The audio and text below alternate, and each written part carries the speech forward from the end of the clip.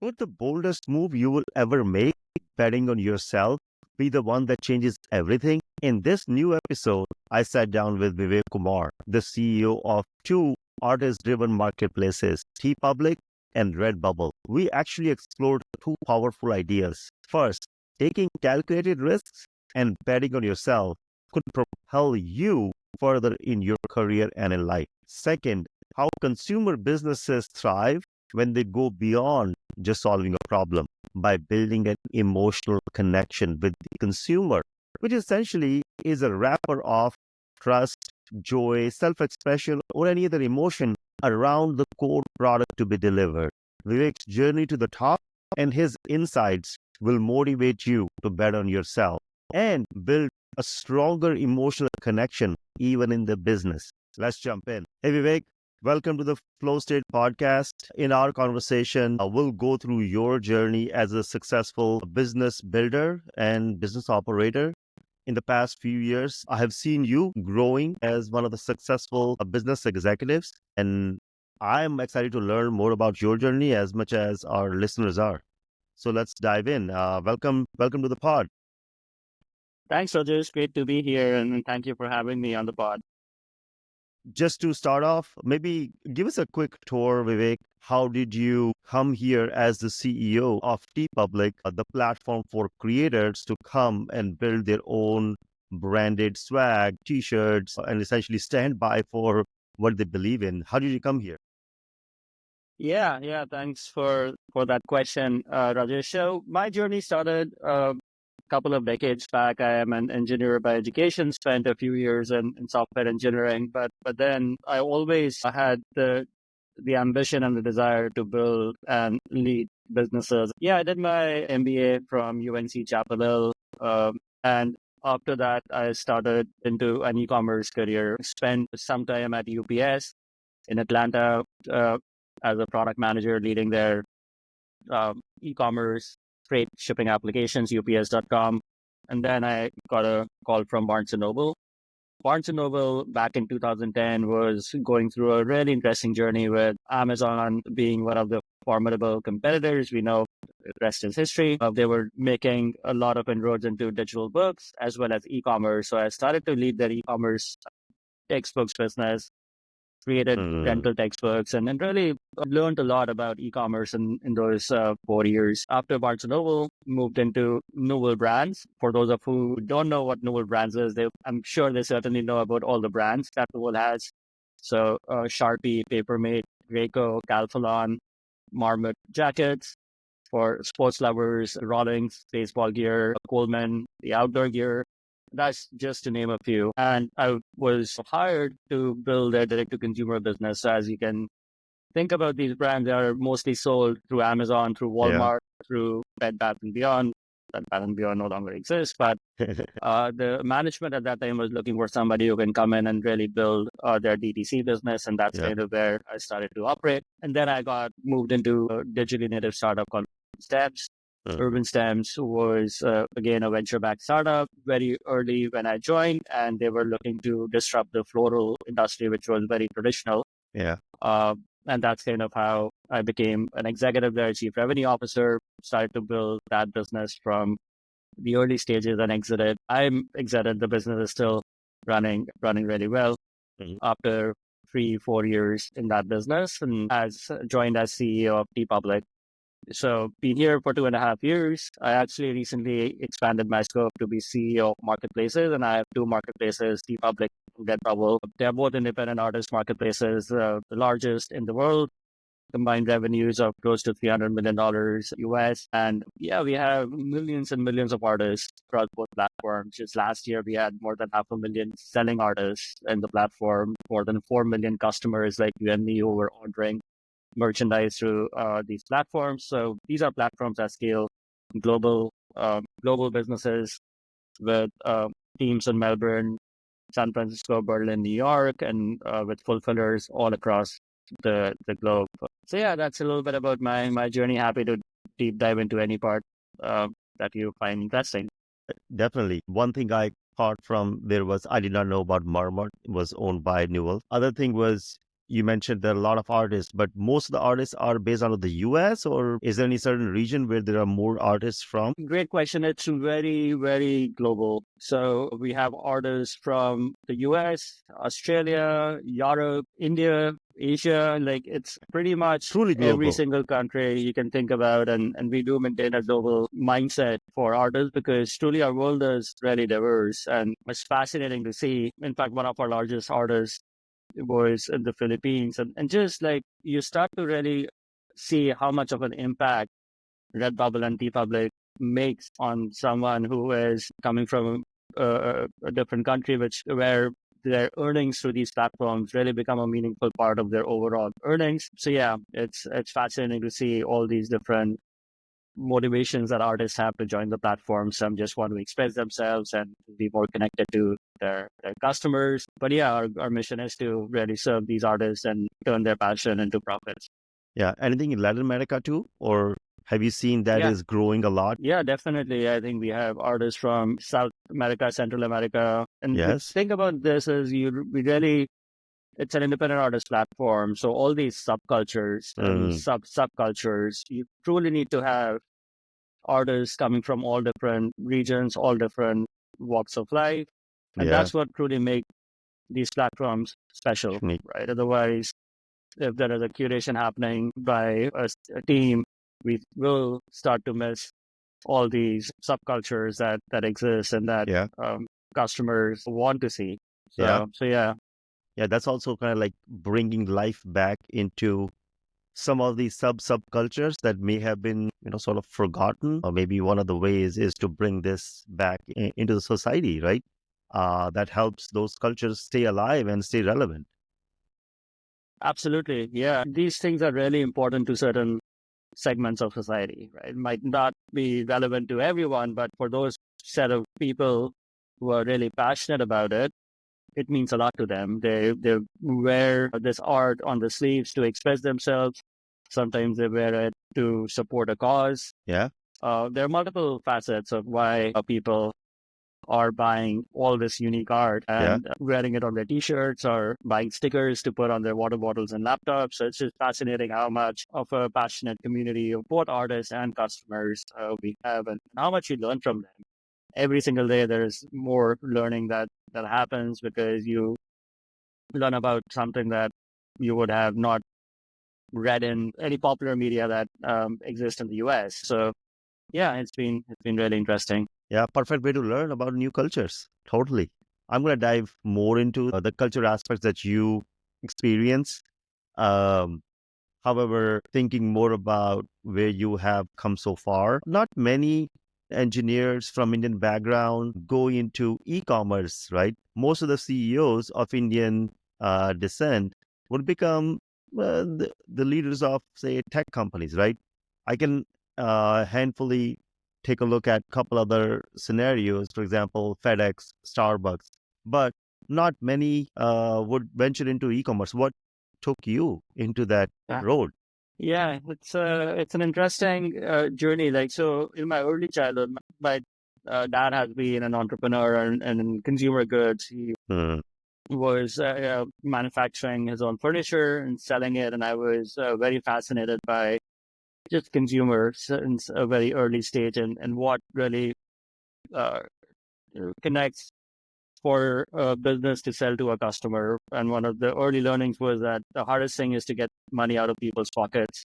Yes. Uh, and it still remains true. Like it really, you need to add a lot of value to someone for them to part away with their dollar. So those were my early formative years. As I said, I went into engineering school, but my passion was always business. And Hmm. from early childhood, even after graduating from engineering school, I had that ambition and the vision that eventually I will be running my own business or Yeah. be leading a business. And that's what led me into business school as well. Even in business school, a lot of people were chasing investment banking jobs or other jobs, and I was looking for more consumer led businesses, Hmm. which is how I ended at UPS as my first gig there.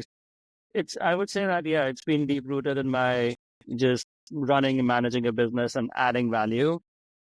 So I would say those were some of the drivers of how my early years impacted my decision making as to which career I choose. For me, it was also I was getting into e-commerce in the 2010s when e-commerce was really booming and Yeah. there was so much innovation happening. Direct-to-consumer startups were forming at a very rapid pace. I was already passionate about consumer, and then there was so much innovation and so much excitement happening in the e-commerce industry. So I would say, lucked out because my passion and what was happening in the industry kind of coincided at the same time. And yeah, since then I've just been in this industry in different formats. If you think Yeah. about at UPS, it was the last mile of the shopping journey. How do you get the Right. packages to the customer and trying to understand what really matters to the customer there? Mhm. UPS was omni-channel retail. People are buying in stores. People are buying in e-commerce. People are now reading on digital books.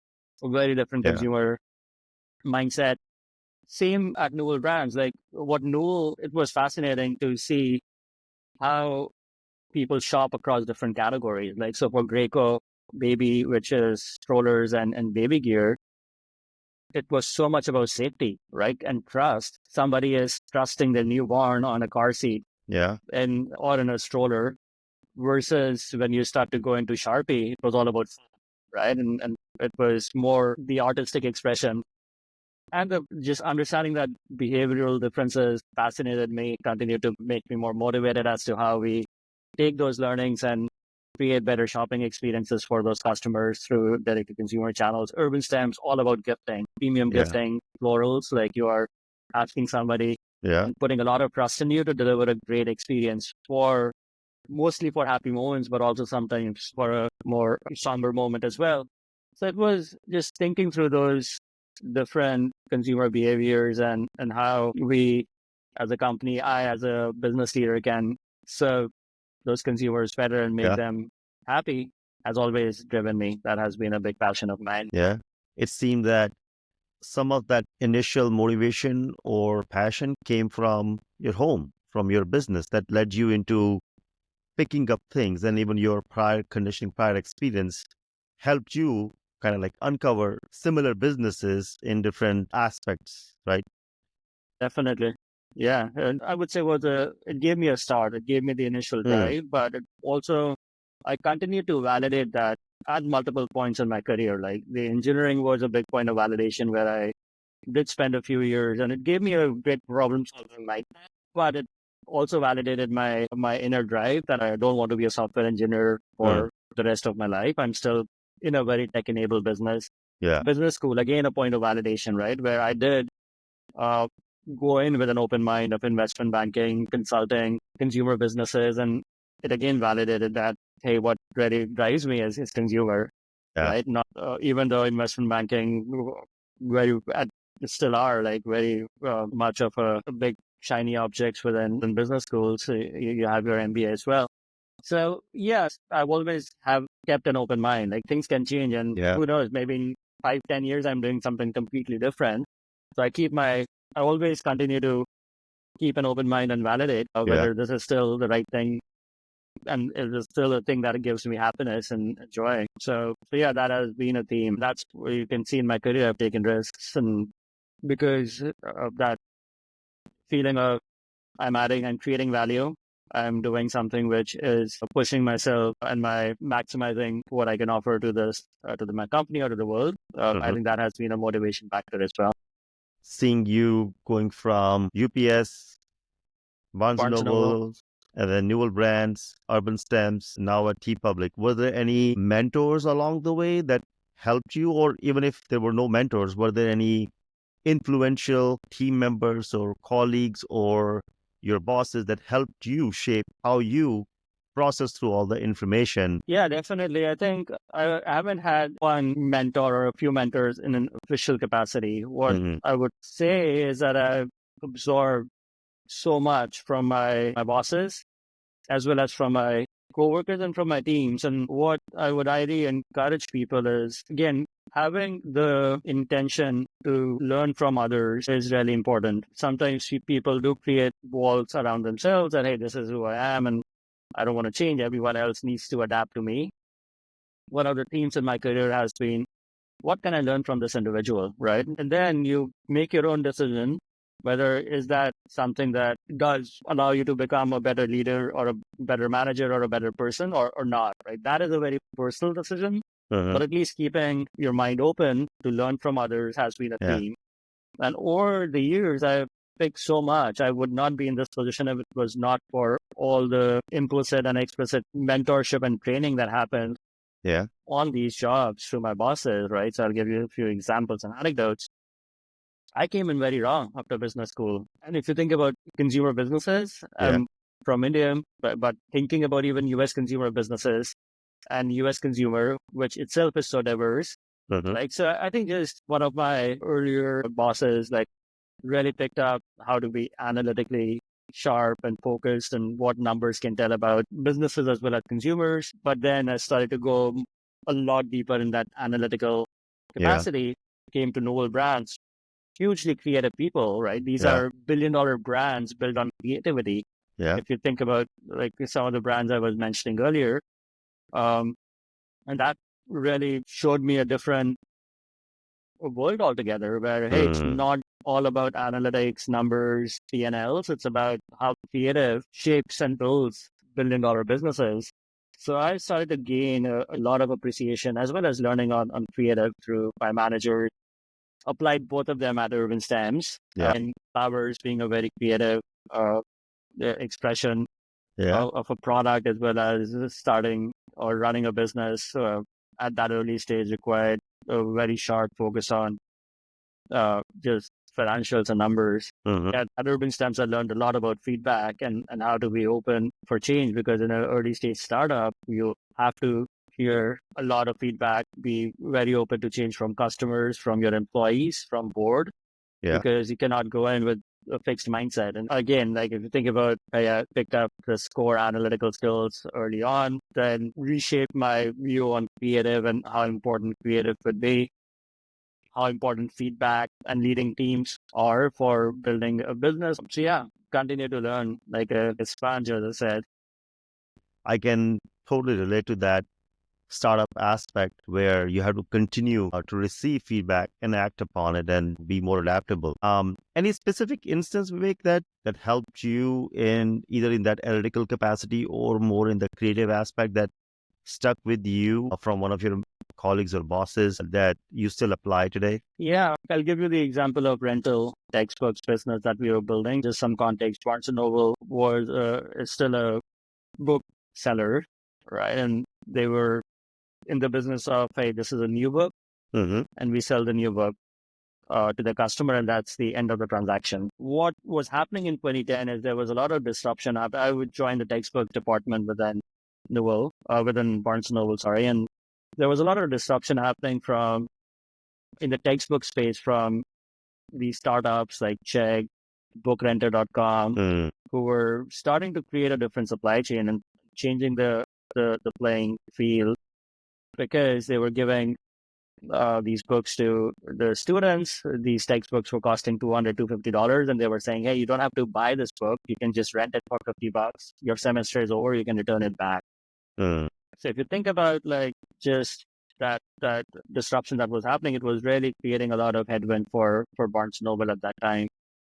And it was really building the business case and the P&L and really understanding how Barnes & Noble can get comfortable, because Barnes & Noble would have to disrupt itself, right? The new textbook business would start to go down with the hope that rental textbooks will pick it up even at a lower price point. And it was a very different mindset as well as a set of numbers. So I think that was a formative example of how important it is to focus on numbers and even something that intuitively would any exec at Barnes would intuitively would say, hey, what are we talking about? We're going to be just like it's impacting our new textbook business, which is what we know.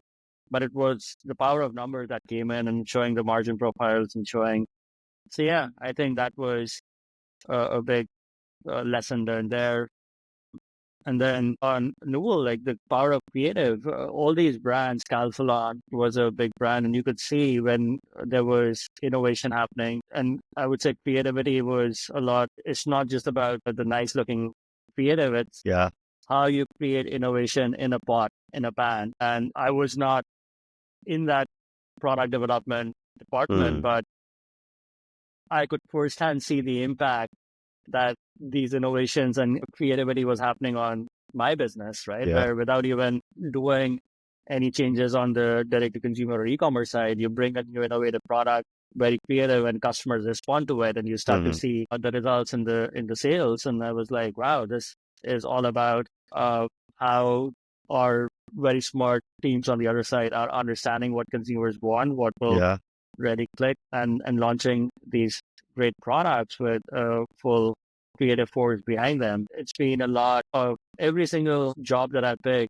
There are a lot of anecdotes around how feedback or creativity or Yeah. numbers like impact the business, or even how it continues to shape me as an individual. Yeah. Yeah. I think what I picked from our conversation in one of your brands, it was safety.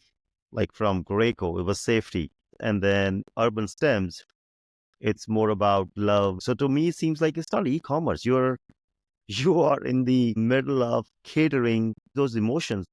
Yeah, you're absolutely right. So you bring a really interesting, important point for consumer businesses, right? So at the core of the product, there is a job to be done. So I think for Graco or Sharpie, there is a core job that needs to be done.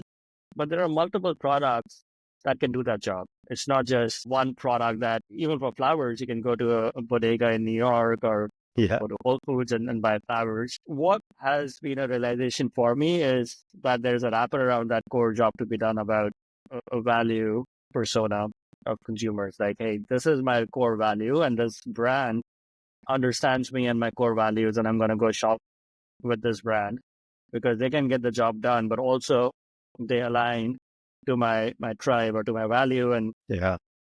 my emotions. So it's really that balance between those two that makes a business special and makes a consumer business really stick with Correct. customers. One or the other alone wouldn't be able to really solve for that need, because there's both, and this is again, like, I'm going more theoretical, but this is my own framework. Like, if you think about even Maslow's hierarchy, right? Yeah. It Yeah. starts with the most basic need, and then it goes into that emotional need. I think Correct. it's very true for when people are making their buying decisions as well, as to where and how they make that decision is very much a balance between that functional need as well as that emotional need, and trying to understand where a particular brand is on that spectrum is important.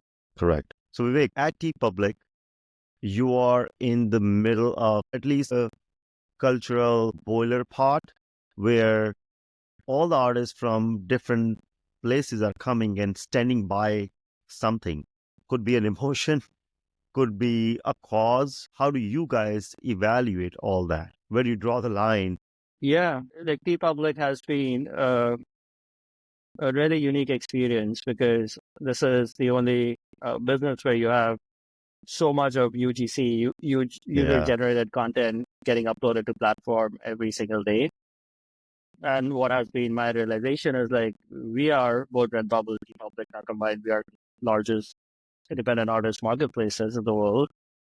We are in the middle of a cultural phenomena. Anything that happens culturally or socially in the world, people go, they will start to upload content on Instagram or their social networks, and we start to get content on these platforms. Again, as a UGC platform, we have our policies, and we want to make sure that no hate speech, none of the things that actually glorifies violence or glorifies any act of crime is allowed on the platform. So we do have teams that are actively moderating against content that violates our policies. That said, as a open platform and a marketplace, we do want to allow for a good debate on both sides. Yeah. Any any specific instance that shaped you or influenced you, your own frameworks or your own thinking? I wouldn't say it necessarily shaped me, but it continued to, like, the Israel-Palestine conflict has been going on for decades. It's a really sad situation in the Middle East. And we did get a lot of content from both sides on the platforms. It was definitely very, very emotionally charged. And I would say what it did to me was all these examples I'm giving, they continue to help me appreciate diversity of thought. They help me do the research on different causes that I would not have potentially done otherwise. And whether they are cultural phenomena, right? Whether they are really political conflicts that have run decades and they're not for someone like me to solve for. Like there's a lot of political leaders across the world who are trying to resolve these conflicts. But for me, it really helps me develop an appreciation for different point of views. It just helps me, I think, become a better leader and a more probably informed global citizen around what's going on. It does require a lot of attention, spend the time and understand what's going on in the world and still keep your mind open and form your own opinions from there. Yeah. Is there any specific emotion that these independent artists express more than others? It's mixed, right? I think again, there's no one paintbrush that can paint these artists. No pun intended here, but definitely based on the situation, there are artists who are deep in humor, right? There are certain artists who would go more just upfront about their emotion, right? Just plain words. And that's the power of words, no art. And yeah, those are around the political, cultural trends. But there are artists who are deep in their own interests, right? Whether it's people are really into space, into television, into retro. Retro is a big theme here. So bringing back the 80s vibe, and they feel so much joy in really creating art around these themes that they love and enjoy. And others who are like them want to appreciate and wear. So yeah, it's um, it's a mix of emotion, like humor, just words, going deep into different interest areas like retro or space design. Cats is a big one. So yeah, it's just really interesting to see how diverse and how much diversity of thought as well as diversity of expression exists in the world. Yeah, I can see that. Taking a little detour from interest to more of a motivational aspects. I am more of a person who draws inspiration from practically everything. I saw Moana 2 and I saw Moana 1 as well, and I was very much fascinated by that.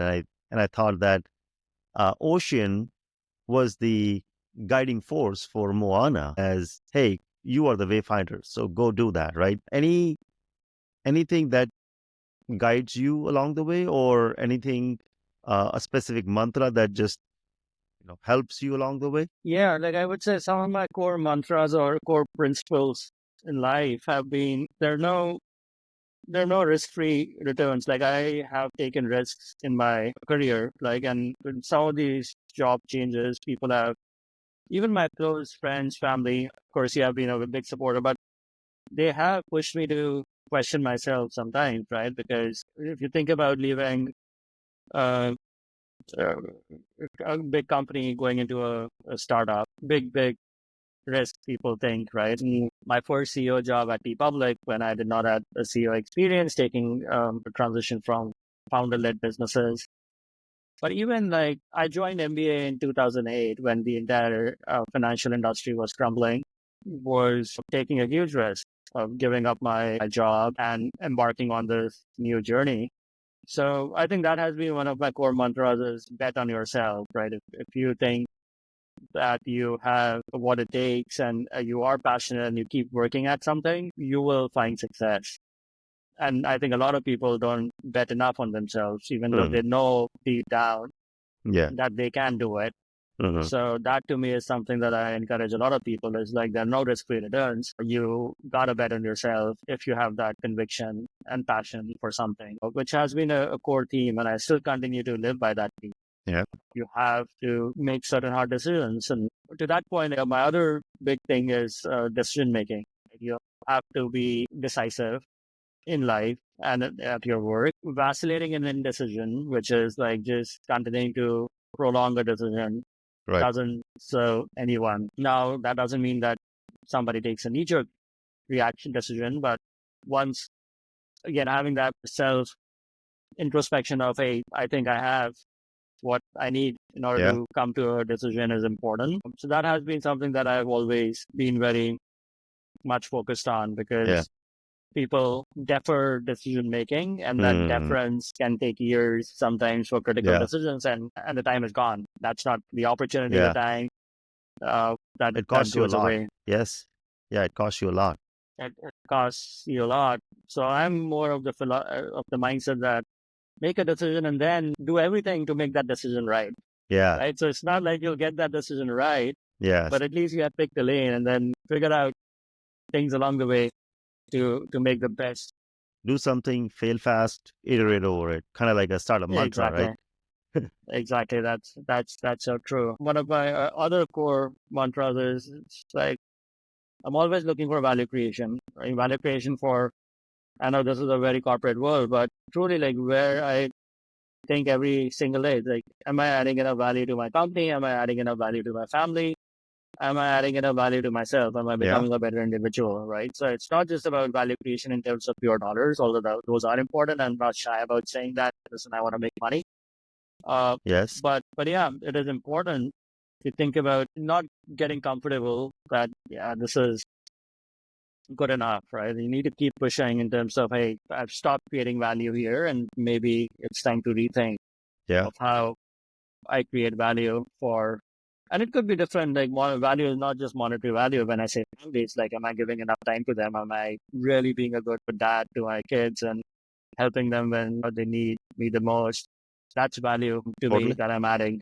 Yes. And at sometimes I do see that, or I'm not being effective here. I Yeah. need to change course. So yeah, just having that, again, introspection and a moment of, hey, am I still adding enough value is, I think, important. Just a good marker for people to the course correct if they, and being true to themselves, right? Yeah, those are some of my core principles, like value creation, betting on yourself, no risk-free returns, and yeah, it's something that has been a big theme of my life. Yeah. Are there any books that you would recommend or any podcasts that you listen to? Maybe that would be a good way to close out our conversation. Yeah, it's like, I was a big reader, still am, like Malcolm Gladwell, the initial books Yes. that came. Simon Sinek, Start Some With Sinek. Why is one of my favorite books. I still think that so many people don't start with the why. So and that's something that I've been even telling my team. And it's a big part of how I've started to operate now, is really what's the why Yes. behind something. I think in terms of podcasts, I think Acquired is a really good podcast. The Yep. That's earlier in my list. series, like, if somebody loves building businesses, like I Yes. do, that goes into, because again, if I connect it back to what I started with, right? It was my early upbringing and roots that created that passion for business. And in Acquired, if you look at the early episodes, and they start with, hey, this business was started in 1800s, and this family was trying to solve it. Like, Hermes was a great podcast, and how it just started with. So yeah, Ben and David I do think go that's back in time and they look at the early origins of the founder or even founder's parents or the business, like how they actually emerged. That that podcast is really great. yeah, exactly. Like, I think a lot of people think that some great idea will come to them and they'll start this $1 billion company. And you look at some of these big companies and how they were built, they were just trying to solve a need, like in a very humble setup in a small town in Europe somewhere. People should take inspiration from that, and not that they have to come up with this $1 billion idea and get venture funding and start this whole thing. You can start small and you can build big businesses if you are trying to really solve that need. And if you can connect emotionally with your Yes. customers. Yes. So if you're able to find those two things, there is no stopping. Like, ordinary people can become extraordinary, is Like, what the inspiration I draw from that podcast. But yeah, there are other podcasts as well. Stratechery going on the other side, like on the tech side with marketplaces. So yeah, I've been the good ones. The good enjoying ones. some of these podcasts as well as well. Awesome. Look, Vivek, it's been a great conversation. Learned a lot. I think betting on yourself is definitely the key mantra that I can take out of this one. Really a Yeah. fun conversation with you. Yeah, it was great. Thank you, Rajesh, for having me. It was great questions, and it was great to share some of my learnings along the way. But thank you for having me on the show. I never knew that businesses are ultimately catering to certain emotions of all the individuals. And it seemed like emotions are all intertwined with all the e-commerce businesses. Absolutely. Consumer businesses. Consumers are, at the end of the day, individuals, and we are all emotionally driven. Again, we need to solve for a need, but I think there's also that wrapper of values and emotions that people look for. So yeah, it's interesting. A lot of learnings along the way that I'm picking up in consumer businesses. Thank you. Thank All you, right. Vivek. Thank you for your time. Take Thanks, care. Rajesh.